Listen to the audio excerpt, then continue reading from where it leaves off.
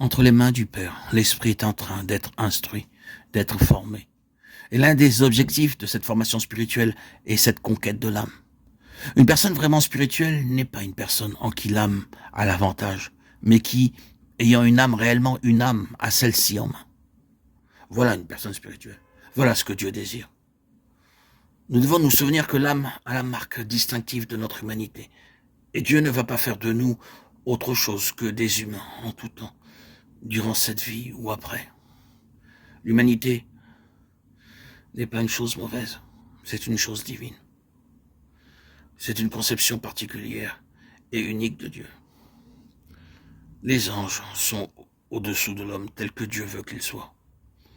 En effet, ce n'est pas à des anges que Dieu a soumis le monde à venir dont nous parlons. Oh, quelqu'un a rendu quelque part ce témoignage. Qu'est-ce que l'homme pour que tu te souviennes de lui? Tu as mis toutes choses sous ses pieds. Hébreux 2, 5, 6. L'homme est une conception particulièrement noble de Dieu. Non pas tel qu'il est, mais tel qu'il sera, et tel que Christ est. L'homme Christ Jésus, 1 Timothée 2, 6. C'est une humanité glorifiée que Dieu désire. Et la marque distinctive de l'humanité est l'âme dans sa juste position et sa juste relation. L'homme est composé d'un esprit, d'une âme et d'un corps, mais l'âme est le siège de l'intelligence morale.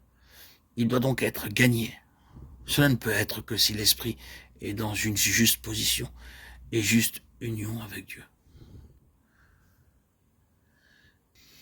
Oui, je sais tout au sujet de ces doutes et ces craintes, ces contestations, ce tourbillon de confusion, ce conflit de force qui s'élève en face de la volonté connue de Dieu. Et j'ai bien des fois souffert, parce que j'étais désobéissant, parce que je ne me suis pas confié dans le Seigneur. J'ai subi un mauvais moment au-dedans de moi, parce que j'ai permis à mon âme d'avoir l'avantage et le dernier mot, et de produire une hésitation, un arrêt.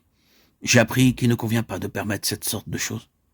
Mais ce que je dois faire maintenant, lorsque cette chose s'élève, ce doute ou cette tendance naturelle qui m'est propre de douter ou de craindre, ou de contester, ou de trouver à redire, ou d'hésiter,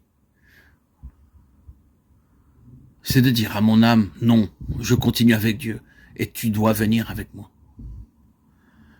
C'est là une position à laquelle nous parvenons après un temps de marche avec Dieu. Nous parvenons là où nous commençons à avoir un peu de connaissance au sujet de notre propre âme.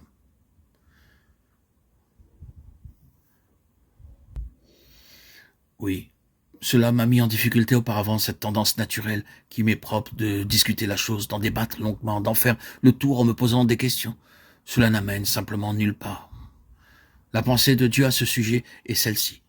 Bien qu'il y ait tous les arguments contraires, étant donné que je sais que cela est la pensée de Dieu, eh bien, les arguments pour l'instant doivent s'en aller par-dessus bas.